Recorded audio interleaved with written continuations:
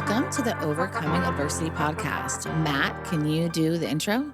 Oh, goodness. That was catching me off guard.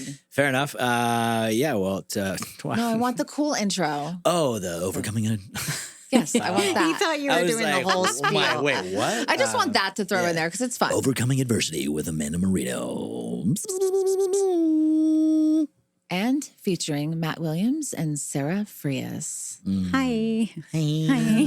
Love you guys. So excited. We're getting comfortable with this. It's our thing now.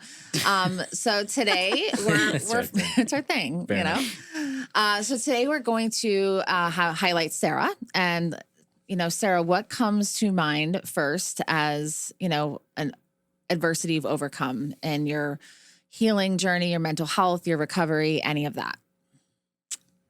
I think that for me, it's really finding myself and, self-care, prioritizing myself instead of putting others first and not thinking that I'm being selfish because of it. Okay. Does that make sense? Yeah. Okay. So is this in regards to being a mom? Because I've walked this journey with you. Like when you think of this, like what is the first thing that comes to your mind with it? Is it be navigating, first having one child, then having two children, having a partner? Like, you've a lot has happened in the past few years for you. Yeah. I mean, I don't think I ever really prioritized myself. So yeah, having the kids really pushed me to ensure that I had self-care for myself, or my mental health was definitely struggling. But looking at when I even first got sober or when I wasn't sober, I never really prioritized myself. Oh, so this is like long. This is a childhood. long time coming. Yeah. No, the only time I prioritized myself was like in unhealthy ways. To get those drugs. To get the drugs. Yeah. Not for appreciation of myself and like my body and my worth. And I think that's kind of the past couple years, I'd say the past 2 years, year and a half, maybe, I've really prioritized myself and had to do some things that I think that people may see as selfish. But I don't think anything you do is selfish. Well, I'm going to be honest. Thank you. Maybe, I won't say it, but maybe family might, but you would. No. I think that just when you're the same person your entire life, like even as a nurse, everybody else came before me. And I think I always identified by that. Like when I went to work for an 8 or 12-hour shift, it was nothing about me, Sarah Frias. It was about everybody else and their struggles. Right. And I've then included that into my personal life and in my recovery life, and just wanting to save everybody, but not saving myself, I think was probably the biggest turning point for me, I have to say, like in the past year and a half in my recovery. I feel like I've grown significantly because of that. When you say people don't, you said something about priority. Like when you don't, like what did you learn in early sobriety or in current sobriety that allows you to focus on yourself, like giving yourself the grace to do that? Amanda Marino in her ear. Yeah, Amanda harassed me for a while about self-care. And I think I thought this is, and I really mean this, that I didn't need it. You did. But I didn't think I did. I didn't need therapy. I didn't need Sarah time. I didn't need, I went to the gym. Yeah. That was my even time. then you didn't go to the gym. Oh, I wasn't going to the gym. That's right. You didn't that even was, do I think, where that. my struggle was going down because I was- didn't have that one thing that I really did take time for myself to do. So I really didn't have anything. As a grateful that I did have, 2 kids kind of close together because it really pushed my mental health to a different point. And obviously super grateful and happy that I have kids. But then on the other end, it was like, who am I? What do I like to do? I wasn't doing my art. I wasn't doing the gym. I wasn't doing my poetry. You I were didn't isolating. have friends. Yeah, you were really isolating. I didn't go out. I think I stayed in Fort Lauderdale. When we lived in Fort Lauderdale, I think we went out like twice. So it was a very difficult time. And we spoke about on the other podcast about having that like friendship. And I think I banked so much on like one friendship that was going to like keep me good by them coming by. Right. So then when I didn't have them, I almost was like, nah, I guess I'm just going to stay in my house for a year or so. And that's common when you have children or when you go through a change. Like when you have children, it is kind of like donating yourself to like, the year of pregnancy and then donating your first year to, navigating all the changes. So that's pretty common, so you're not like the only person that's gone through that. But I definitely have watched you grow and evolve so much. Like I love hearing like when the kids go to bed, like what you're doing for yourself. Like I used to have to fight with her to get her to take time off. She'd Like, show I up would at my tell house. Yeah, she'd show up at my house. I would tell her that she'd try to schedule for something for work. And I'm like, I will not schedule that until you schedule time for us to go have like a day at the pool. Like I'm not doing it. Yeah, I wouldn't do it. I don't know. It was so. Which is, I think, so funny because especially with someone that's, that has gone through addiction, because I guess you get your life back and you want to like fill it with things and work. And I think it's even more intense in the United States of like, I got to be working, I got to be doing, I got to be move. And I'm saying that for myself because sitting still, meditating, taking the time to enjoy something without, all right, cool, I'm going to do this. I'm going to go here. It's tough. Yeah. It's really hard to say, like, I don't need to do that. Like I, like, it's really like, I'm trying to think of like a vacation, right? It's like you go on a vacation where we got someone's covering work. Yeah. Clients are okay. Mm-hmm. Kids, I don't have kids, but like at the time it's like, literally there's no responsibility. And it's like, I don't need to be on that. Yeah. Maybe I'll go for a walk. Maybe I'll go on a bike ride. Yeah. Maybe I'll go to the beach. Maybe I'll get my nails done. I don't know. Yeah, those moments feel like bliss. But it's also awkward because we don't do them often enough. Yeah. Like we are the only culture that's just like drive for 40, 50 years and then we're dead. Yeah. It used to be hard for me. Now I can like detach right away. It's harder for me to do the comeback. Like after I go on like a vacation, for me to come back, I usually have a mental breakdown because it's like overwhelming. That is true. So I'm kind of in the opposite sense. You've been better though. Yeah, I have a readjustment plan. Like you prepare to travel. Yeah. Then I prepare to return. Yeah, it's always good coming back from a travel, like having a day home to regroup rather than like jumping back walking right into work or clients.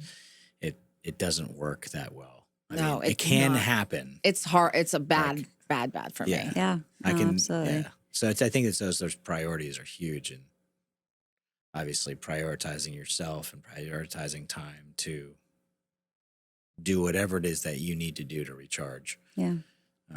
And what got you to that moment? Like what kind of like, I know it's like it was an evolution, right? Because I watched it, but for anyone that's struggling, moms or people that juggle a bunch of things, like what was that process like for you? Like, how did you get to that point where you're like, oh no, I can't do this anymore?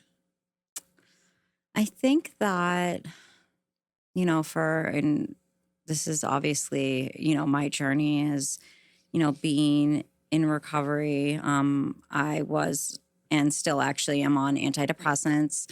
I got off them when I had my son Bryce, and I thought I love to compare to when I was drinking and drugging, is that I'm not as bad. I don't feel as bad as I did when I was drinking and drugging. Hopefully, right? So I'm like, oh, I'm good. I don't need them.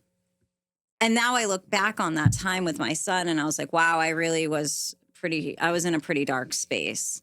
And then by the grace of God, we got pregnant again. And I was like, I cannot be in that space again because it was just so depressing and sad. And just, I mean, it was probably the hardest time I've had in, my journey.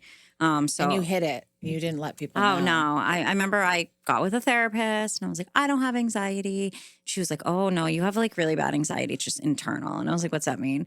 She was like, you hide it from everybody, but your anxiety is worse than most people's. And I was like, oh my God, I have anxiety. Like, who would have known, and my thought process and my thinkings are all like scrambled worst case scenarios. And I really needed to like get back to, or start moving forward, not even get back to finding, I'm on this journey. I'm staying sober. I have this beautiful life, and I want to feel like I have a beautiful life, Yeah. And so I started back on antidepressants, and I started back with therapy. And I mean, now it's like the kids are in school, right? That was really That hard was for a me to whole nother do. thing. I couldn't get her to go. Yeah, they Take the basically kid. were like, "You're going to be fired if you." I didn't don't. say I'm that. just kidding. I said, I'm telling you now, for business, we need you to have your son in daycare, especially if you're going to have another one coming soon. Like, I will help you, like whatever it is, like you have. And she just wouldn't do it. And now she will take those kids to daycare no matter what. So I had to find out, and I think talking about Next Level Recovery Associates is my biggest believer, obviously, in someone that is a chronic relapser is two I things. hate that term, but go ahead. Sorry, but that's what I was. So that's why I'm saying it. Chronic recovery seeker. Chronic relapser. Okay, what did you say? Chronic recovery seeker. Chronic or recovery seeker. Or someone that just struggles to stay on the path. I We think call those alcoholics and addicts. Go ahead. we all have our different ideas of it. Whatever. They all Whatever. are. So mine really is the transition out into day-to-day life, but also finding out who you are as a person, and not just Sarah, alcoholic. I think Sarah that loves the gym and loves being a mom, but also loves being an artist and loves listening to music and hates getting her nails done, but likes what it looks like after the fact. And, it's really finding out like who you are as a person. And I think that's where I started to like grow is, okay, I don't enjoy doing this. I don't want to do this. I love doing this. And I think that really is where I've like, tremendously grown in a year and a half, 2 years. I And don't it know. helps you to be a better mother too. You know what I mean? Like I feel like as a mom that if you're solely just a mom, then you lose your identity and kind of who you are. When you take time for yourself, you can show up better as a mom. Not that you were never a bad mom, you were always an amazing mom, but I think it brings a different piece, you know? And Well, I think that's true with any relationship. for Yeah. sure. Yeah. Absolutely. Whether you're mom or in a partnership, whatever it is. Yeah. I think, you have to be okay yourself. The other person has to be okay themselves. And then you have to be okay together. Yeah. And like work at it. And I think that prioritizing and understanding that it's like, I'm not going to do this because I don't want to spend time with you. I'm going to do this because it's for me and that is for you. Yeah. And when And we come for back us. together, that is for us. Yeah. And Yeah. I think it's, and again, Healthy. I just think of like guys that, again, let's say go golf or go hunting or whatever. And it's like, they need that. Yeah. Mhm. And like, sometimes it can be seen as like, oh, you're just, whatever. Some people have abandonment issues. Some people have high anxiety or stress or depression or whatever it is. And it's like, those are the things that fulfill us to show up. Yeah. Like Amanda was saying, to show up and be like, all right, I did this today. And you may not have had the most time to do it, but if you can get a little bit of time, and it may not be every day or every week where your personal time can be interrupted due to having small children or in relationships or family clients. or clients. Yeah. But like definitely making sure that it's like, this is going to be my time. Yeah. Yeah, we can even I even realized recently, like I was I can take a day off. I can take an hour and we have that flexibility too, right? We're blessed that yes, we do a lot of times where we're like an overdrive, but we do have flexibility that if we plan it in our day, even if it's an hour, like an hour of quiet time, sometimes you do. And like I've just watched you grow so much in that area, and I'm so proud of you. Yeah. Definitely naps are amazing. I love me She a says nap. that every time. My nap was so amazing. Love naps. I mean, that is just something that like I look forward to. You didn't sleep for like 3 years. Of course you like No. naps. Naps are tough though. You Like, hate naps. You're no, not a napper. I love naps, but it's like nap roulette. Like if I go down, it's like, might be 13, 30 minutes. Could be 3 hours. Yeah. Yeah. Not sure when I'm going to wake up again. Mine's No. usually an hour and a half, 2 hours if I nap. Oof. Yeah, it's Yeah. I go in. I do about 45. 45 is a good amount. But I think that like just doing stuff on a daily basis for yourself. I have to say, like, I have a routine now, and I think kind of finding a routine for yourself and your self-care. Obviously, there's circumstances that come up, and it's okay if you miss it for like a day or two. The gym, I love going to the gym in the morning, and then also in the sauna. I listen to like a positive motivation to start the day, and I really see a dramatic change in myself just from doing those two things. Yeah, huge. Now, in saying that, I haven't felt the Huge. best. Huge gym sauna girl. Big Big sauna. Big gym sauna girl. Yeah. The past couple of days, I haven't felt as good, so I haven't went to the gym, but that's okay. Because you're taking And care that's of kind your of where the health. balance is of it, right? Because like I've been the person where like I have to go to the gym every day, and if I don't go, I'm going to get fat, or like expectations, Yeah. you know. And I've been there too. It's exhausting. It's exhausting. So that's kind of where like you really have to find a balance in your self-care, because like, do you really need to go to the gym every day for, you know, an hour and a half? And if you don't, you're gonna look terrible. And if your body's like telling you like, hey, you're not feeling good, so maybe you shouldn't go today, like that's when I've pushed myself for sure. And I think that's where like I'm totally okay that I haven't went in 2 days. I'm proud of you. Do I want to go? Yes. But it's okay. Like even this morning, I had a plan to go do legs this morning, but I didn't have time because I had to do the dogs and whatever. And it's just navigating it. Is what it is, you know? Yeah. So just, I think that's really for me. And I know that a lot of people I talk to, whether it's, you know, friends, you know, colleagues, clients, families, is kind of trying to navigate, like ensuring that you're taking care of yourself, even if everything else around you is falling apart. Yes.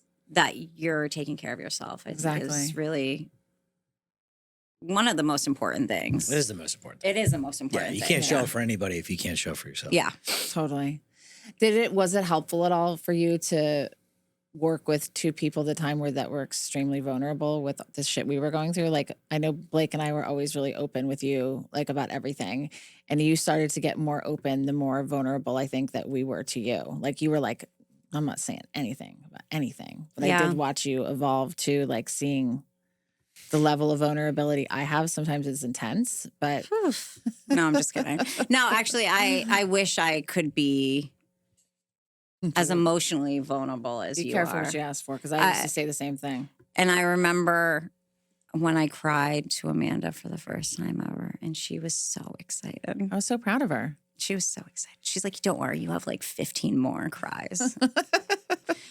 Huge crier. Yeah, I that's always been me. Like I don't show emotion from my nursing background, obviously from being an addict, alcoholic. I don't show. You know, I hide who I am and how I feel and that type of stuff. So and then you watch a Haagen-Dazs commercial. And then I'm blown up. I lost my pen. I'm pissed, you know? Yeah. And so it took like to a certain degree, like things kept coming and I wasn't taking care of myself where I just like blew up, you know? And I had nothing for myself to like hold myself together. Sure. And I definitely created that. And I created it because of that. Because it was either really like sink or swim. Yeah. And sometimes it has to get to that point. Yeah. It's the worst. Unfortunately, that's the way I've navigated a lot of my life, is needing to sink or swim. And I'm proud of myself that I continue to swim and push myself. So when things happen now, obviously they still sink. You know, if I cry a little, I don't know if I really do still cry. I think it's just something that I'm still working on. And that's okay. But just being like emotionally honest and keeping it vulnerable. Real. Keeping it real, dog. Keeping it real. Yeah. I said that's so like girly girl. Yeah, keeping it real, dog. Keeping it real. Yeah, last night it was weird. It was a Grey's Anatomy episode and I was bawling my eyes out. Like I was like, Phil's looking at me just like laughing. I'm like, babe, this is intense. I'm like, we have to watch something less intense after this. Like it was like a mother, like saving a mother, she was giving birth, saving her life. Like it was just hit me too many levels. But yeah, I used to pray and beg. I'm like, how do these people just talk and cry? Like, I want to do that. Then all of a sudden I couldn't stop talking and crying forever. Now it's a little bit more regulated. Like, it's like I'm still crying, but not crying every day over everything. Yeah, no, you're definitely more regulated for sure. We've been through our ups and downs together. Big regulation. Yeah. Big regulation. A lot of regulation. Yeah, I usually cry over animals. Oh. Or like a really like sad. There was this reel, speaking of social media, about this mom who just felt like she was just the shittiest mom of all time that day. And it was a little girl in bed, and she was telling her dad, I had the best day with mom. And it's kind of that perspective, even though you feel like you're a bad mom, like they see it as like their best day ever, and Oh yeah. I mean, I the was other- like, oh God. I had a little tear. There was a tear. I felt it. I was like, shh. the other night I went through a whole thing. Scarlett had a soccer trial and I didn't go. Her dad took her, and I was like, well, let me know if you want me to come. And then she's like, why didn't you come? She came home, why didn't you come? And I was like, oh my God, I'm the piece of shit. I'm the worst mom ever. Because I always go to everything. And if I say, like a big thing is if I say I'm going to be somewhere, but it was like kind of left open. Then Frankie was texting me. He's like, I can't even see her. She's so far away. So when she came home, it was like a little too intense how hard I was on myself, but it was because I was already in burnout. Yeah. And her and I talked about it, and I show up for everything for my kids. Like but it was a moment where I felt like a piece of crap. And I think we all have that. Yeah, exactly. Well, I'm proud of you for all the changes. And what would you give as a message to people out there that are, struggling with, emotional depth or taking care of themselves? What would you say to them? We'll start with Matt because we're going to close with Sarah. Oh, okay. What would you say?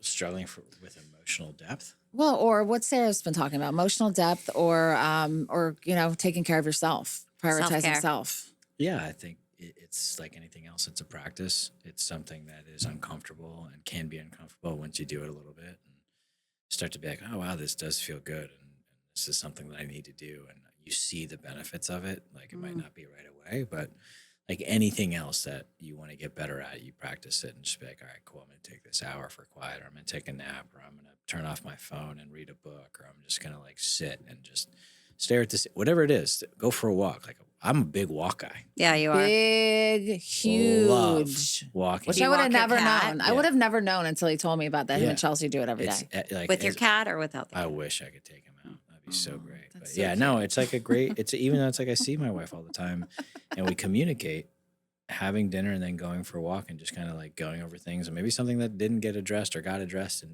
wasn't finished. Yeah. I just can't get the vision out of my head of you walking down the street with a cat with Chelsea. Like that's why I was chuckling. Man, it'd be so great if he could walk with us. What's your cat's name? Phineas Mitchell Williams. That's right. Aw. Okay. What about you, Miss Sarah? I think that really it's just even taking like 5 minutes, finding something simple to do, something, even if you haven't done it in a while, like I'm going to do this, putting yourself first. And, I don't like to like swear, but like basically like, fuck everybody else. I'm going to take care of myself today. Yeah. The world won't end. Everyone Even will if be it's fine. just, for moms, just a shower with music on so you can't hear the kids screaming and maybe a candle going. Oh yeah. Like something small. Like you're not going to start like a marathon run, like tomorrow, but like small little steps to get to your self-care that you prioritize for yourself. And a cool thing, like spiritually, you can do when you shower is just like envision it washing like all the stuff off of you, your Oh, I love emotional that. baggage of the day. Like envision it going down the drain. It's like pretty powerful. I've never done too. that. I'll have to try to do that. Definitely That's do cool. that. So thank you guys. Thank you, Sarah, Thank for you. sharing. I've loved watching that process for you. Self-care was just something we all have to do. And then once you get a taste of it, you have to have it. It's like you have to have it. Like I Yeah. have to have quiet time after living alone for 3 years, like and right now living in a big full house again.